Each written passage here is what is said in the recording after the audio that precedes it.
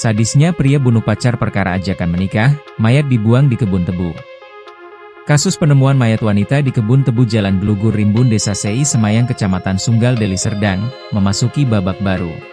Wanita bernama Risma Yunita 31 tahun itu ternyata tewas di tangan sang pacar. Pelaku pembunuhan, Edi Subayu 39 tahun warga Desa Medan Krio Kecamatan Sunggal Kabupaten Deli Serdang, sudah berhasil ditangkap unit Reskrim Polsek Medan Sunggal dan Satreskrim Polrestabes Medan. Edi ditangkap di wilayah Kabupaten Aceh Tamiang, Provinsi Aceh pada Sabtu, 22 Maret 2025, dini hari. Usai ditangkap, pelaku mengakui perbuatannya telah menghabisi nyawa Risma Yunita. Pemicunya karena korban terus mendesak agar pelaku segera menikahinya, alhasil pelaku gelap mata dan akhirnya membunuh korban.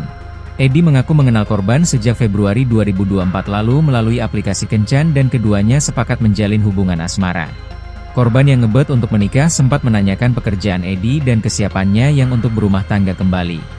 Adapun Edi sebelumnya telah berterang terang bahwa dirinya berstatus seorang duda. Kenal dari aplikasi, terus dia menantang saya sudah siap berumah tangga belum, dan saya bilang siap, kata Edi. Saat berkenalan, posisi Edi Subayu berada di kota Padang Sumatera Barat bekerja sebagai kuli bangunan.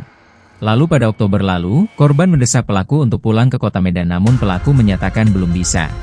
Saat itu Edi menjanjikan kepada korban akan pulang pada bulan Desember 2024 usai pekerjaannya beres.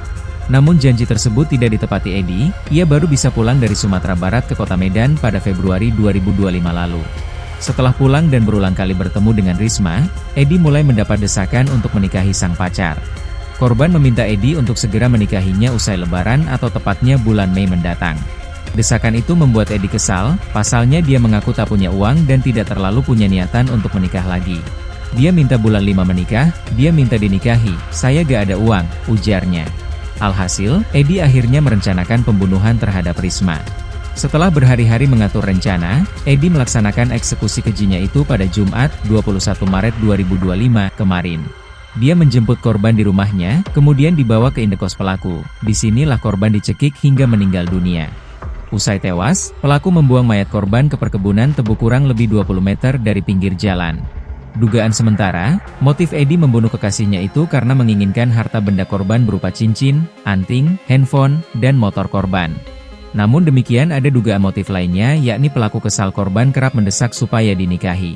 Atas perbuatannya, Edi dijerat dengan pasal 340 tentang pembunuhan berencana dan terancam pidana mati atau pidana penjara seumur hidup atau 20 tahun.